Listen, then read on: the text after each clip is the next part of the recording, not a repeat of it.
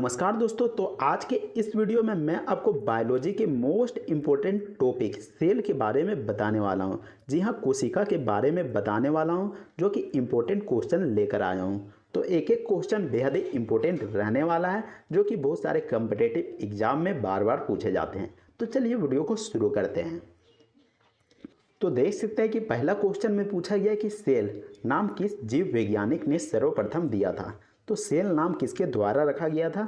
तो इसका जवाब हो जाएगा रॉबर्ट हुक के द्वारा रखा गया था। और आपको बता दूं कि जो रॉबर्ट हुक था वह मृत कोशिका की खोज किया था। तो आपको ध्यान में रखना है। तो ऑप्शन सी बिल्कुल सही जवाब हो जाएगा। नेक्स्ट क्वेश्चन में देखते हैं कि निम्नलिखित में से सबसे छोटी कोशिका है।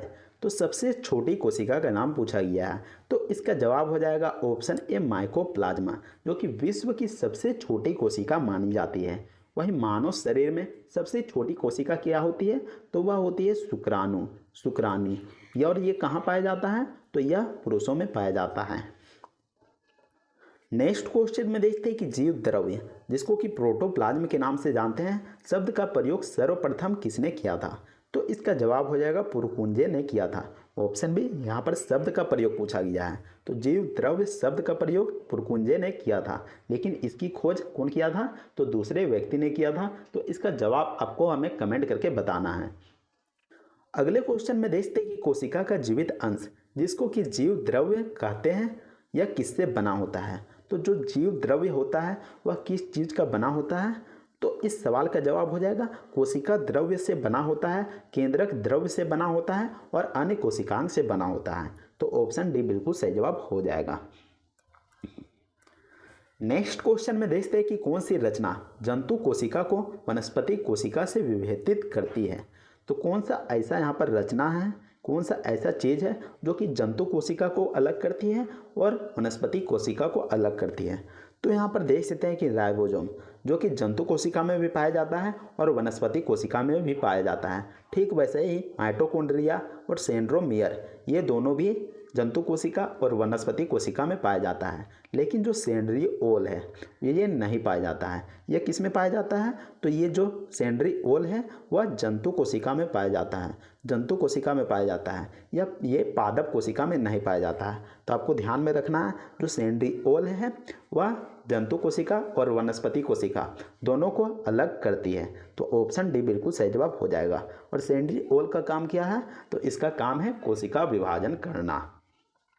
नेक्स्ट क्वेश्चन में देखते हैं कि निम्नलिखित में से कौन पादप कोशिका में सबसे बड़ा कोशिकांग है। तो पादप सेल में सबसे बड़ा कोशिकांग का नाम पूछा गया है। तो इसका जवाब हो जाएगा plastid. Option C plastid. Next question में देखते हैं कि पादप कोशिकाओं का सबसे बाहरी आवरण कहलाता है। तो जो पादप कोशिकाओं का सबसे बाहरी आवरण रहता है उसको क्या कहते हैं? तो उसको कोशिका भित्ति कहते हैं। और आपको ध्यान में रखना है कि कोशिका भित्ति यानी कि जो सेल वॉल होता है वह सिर्फ पादप कोशिकाओं में पाया जाता है और यह जंतु कोशिका में नहीं पाया जाता है। तो आपको ध्यान में रखना है।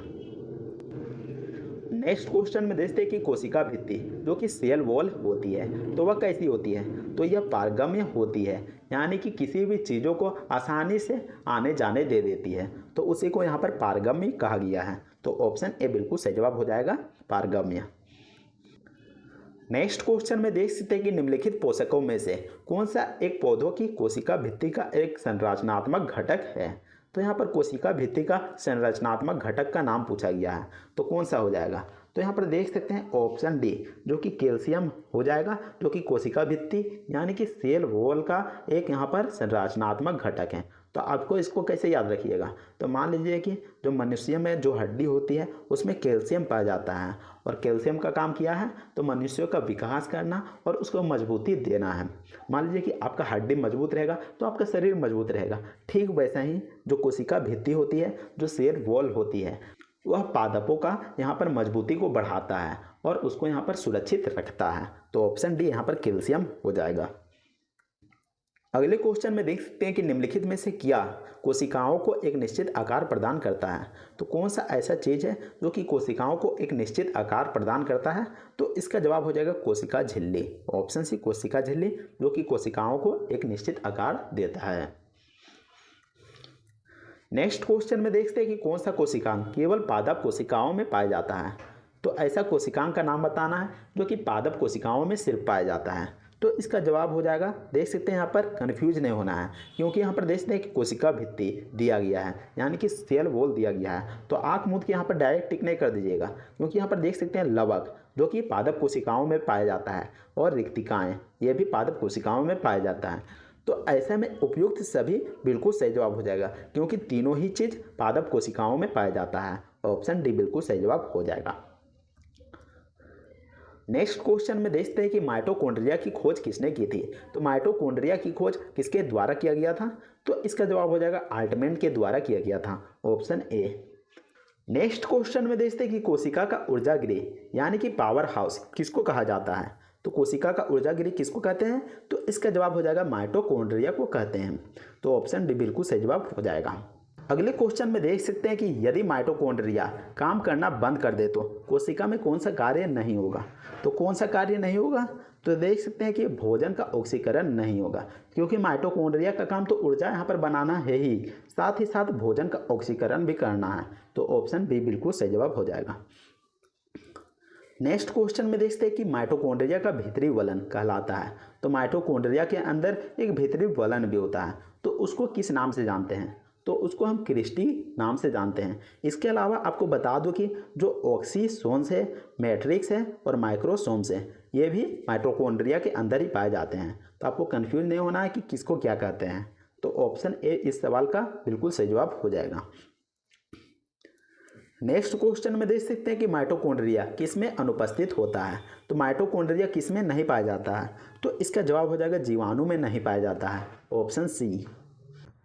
अगले क्वेश्चन में देख सकते हैं कि माइटोकॉन्ड्रिया के किस भाग में एटीपी संश्लेषणकारी रासायनिक अभिक्रिया होती है। तो किस भाग में होती है जिसमें कि एटीपी संश्लेषणकारी रासायनिक अभिक्रिया होती है? तो इसका जवाब हो जाएगा आंतरिक झिल्ली में होती है। ऑप्शन सी। नेक्स्ट क्वेश्चन में देख सकते हैं कि निम्नलिखित में से किस कोशिकांग अंगक में डीएनए होता है। तो डीएनए किस में होता है? तो इसका जवाब हो जाएगा माइटोकॉन्ड्रिया में होता है। Option B. नेक्स्ट क्वेश्चन में देखते हैं कि कोशिका में राइबोसोम की अनुपस्थिति में कौन सा कार्य संपादित नहीं होता है। अगर राइबोसोम नहीं होगा तो कौन सा कार्य नहीं होगा? तो इसका जवाब हो जाएगा प्रोटीन संश्लेषण नहीं होगा, क्योंकि राइबोसोम का जो कार्य होता है उसका काम होता है प्रोटीन संश्लेषण करना। नेक्स्ट क्वेश्चन में देख सकते हैं कि कोशिका में प्रोटीन संश्लेषण कहाँ होता है। तो कहाँ पर होता है? तो इसका जवाब हो जाएगा राइबोसोम में होता है। Option B.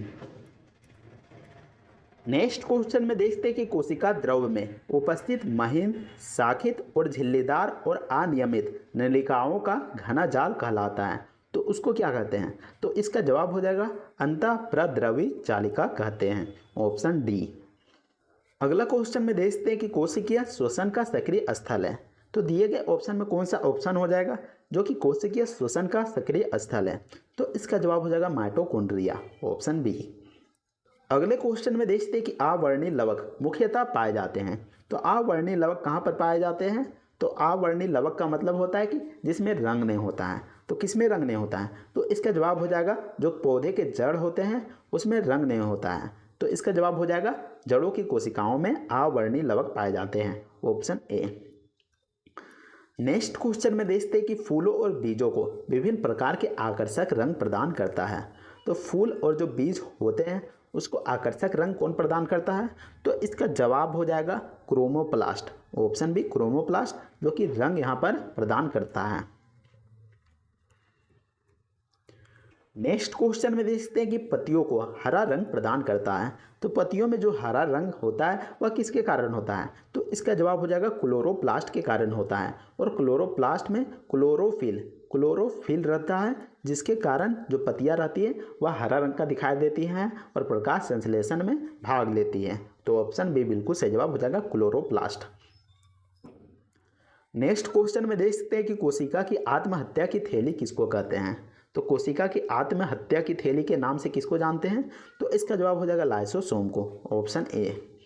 अगला क्वेश्चन में देखते हैं कि लाइसोसोम में पाए जाने वाला वह एंजाइम जिनमें जीव द्रव्य को घुला देने व नष्ट करने की क्षमता होती है, तो उस एंजाइम को क्या कहते हैं? तो उस एंजाइम का नाम है हाइड्रोलाइटिक एंजाइम। Option D. अगले क्वेश्चन में देखते हैं कि 80% से अधिक सेल कोशिका में पाए जाने वाला पदार्थ है, तो कोशिका में सबसे अधिक मात्रा में क्या पाया जाता है, तो वह जल पाया जाता है, ऑप्शन डी। नेक्स्ट क्वेश्चन में देखते हैं कि किसकी उपस्थिति के कारण किसी पादप कोशिका और पशु कोशिका यानी कि जंतु कोशिका में अंतर पाया जाता है। तो हम कैसे डिसाइड करेंगे कि आखिर कौन सा पादप कोशिका है और कौन सा जंतु कोशिका है, तो इसका जवाब हो जाएगा पादप कोशिका में सेल वॉल होती है, यानी कि कोशिका भित्ति होती है, वही जंतु कोशिका में कोशिका भित्ति नहीं होती है। तो कोशिका भित्ति की मदद से हम पता लगा सकते हैं कि आखिर कौन सा कोशिका पादप कोशिका है और कौन सा जंतु कोशिका है।